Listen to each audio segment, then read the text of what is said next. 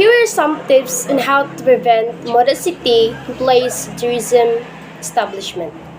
Superior must practice positive stroke with their subordinate in college more often to boost morale. Department head must ensure that tools, supplies, and equipment are conductive work area are proven their employees present. So the performance appraisal must be conducted regularly at least twice a year or discussed conventionally with each staff. Manager may implement a body system wherein each employee is assigned body preventing someone or senior in age or rank to serve as a brother or sister so they can check on each other. Manager superior should constantly give friendly reminders, pointers, and tips to subordinates. Train employees in how they can review or check their own work out or output as against accept norms or standards. So, positive kuan gud ni si Jack. Mao ni ang mga tips nga angay buhaton para sa saka establishment kay aron mo grow og hapsay ug naay good relationship para sa saka manager, supervisor nga positive kaayo nga mukuan pud sila sa kanang ilahang kung ikaw employee naapod kay open ang imong manager, supervisor sa imong thought. So para sa usa ka kuan establishment need gud nila ang monthly training aron ma-review sa employee or ma-review sa employee nga kanang naba sila kanang improvement sa ilahang trabaho. Complacency and lethargy. Complacency or the quiet satisfaction with one circumstances or ability that keep one from trying harder is related to mediocrity, which is defined as a lack of concerns or interest. So, in tourism industry, the values of empathy, customer service, sensitive, and guests are excellent are some important than one cannot afford to be complacent or apathetic. Here are common example of manifestation of these two answerable traits. So, na siya sa screen. And also, to prevent complacency or apathy from happening in workplace, here are some pointers to consider. Practice active listening at all times. Focus more intention or relation of people communication rather than content. Encourage work themes or challenging tasks and projects. Empower employees to make simple decisions and have them responsible for them. Develop more peer counselor in organization. Pass the hat to help an employee who has experienced strategy or gastropod. Practice restraint with under stress and discomfort. Encourage volunteers in the organization. And the last, encourage employees in a project that promotes the bayanihan spirit. Alcoholism is the most severe form of alcohol abuse and involves the inability to manage drinking habits. Alcohol disorder is organized into three categories: mild, moderate, and severe. In the tourism industry, it is quite common to be exposed to the alcoholism given the variety of food and beverage outlet in hotel, resort, airports, event center, amusement theme park, most of which are offering alcoholic beverage. So mo ni mga symptoms, the following symptoms nga na-diagnose ka nga usa ka alcoholic person. So, using alcohol in large quantities and more frequent than usual or allowed.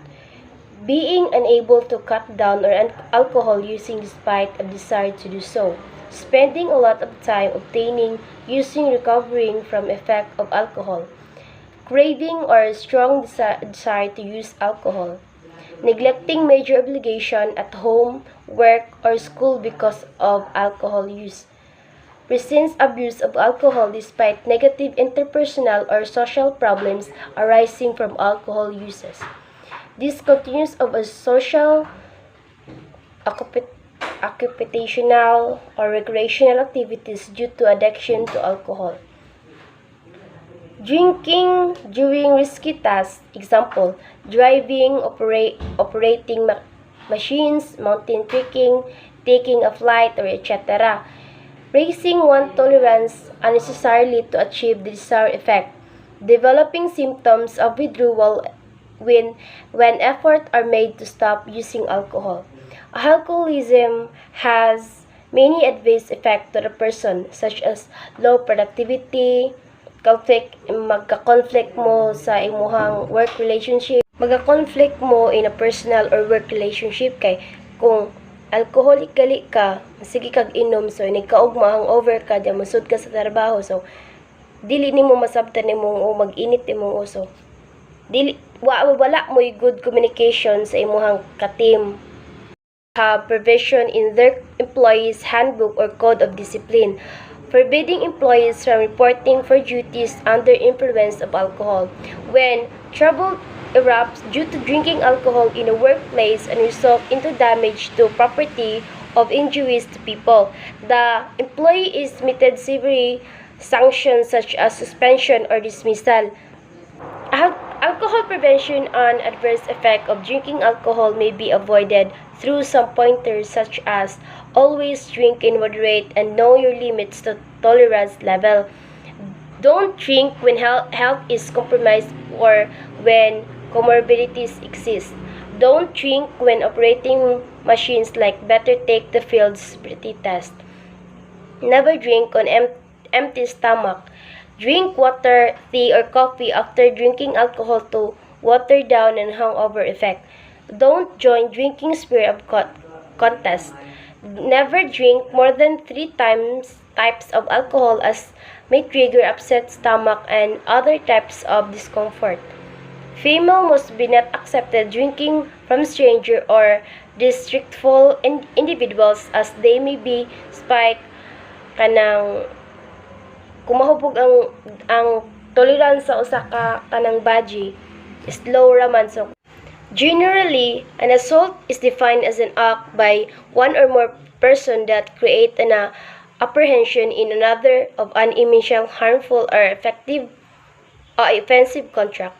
It is a carry out by threat of bodily harm coupled with an apparent presence ability to cause harm. It is a both a crime or torture. And therefore may result in either criminal or civil liabilities.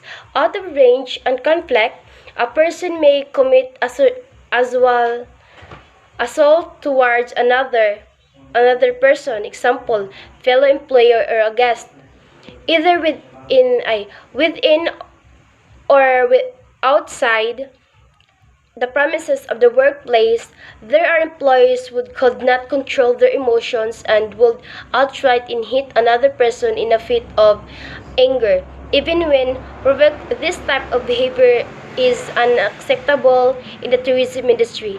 The most common causes of assault by employees are kanang provocation by fellow employees or by irate customers, cerebral darkness or under the influence of intoxicating substance, gang wars or clannish disputes, hated arguments, verbal insult, or use of conceding languages.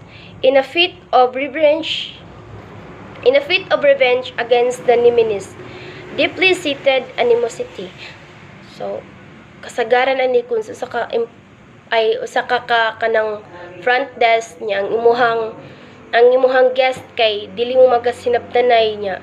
Ang guest kasagaran sa guest kay nabay natay kuan nga kanang guest is always right or customer is always right. So, dili tanang customer is always right niya. Kung ikaw na kasasakto, so maningkamot gud ka depende sa imong kagalingon. Depende ka sa imong kagalingon, imo jud i-depende sa imong kagalingon, pero in a way nga kanang dili pud siya kuan nga kay aron dili ka mahatagan og negative feedback. Each substance had a different risk on addiction and a different rate of addiction set. Certain medication carry a greater risk and lead to addiction more quickly than others, such as opioid painkillers. One might require the high drug dosage to achieve high. The medicine may soon become necessary for the person to feel well. when it could become harder to stop. For the purpose of beating drug addiction and maintaining drug-free living, then assisting from a physician, family, friends, support groups, or an unofficial treatment program may be required.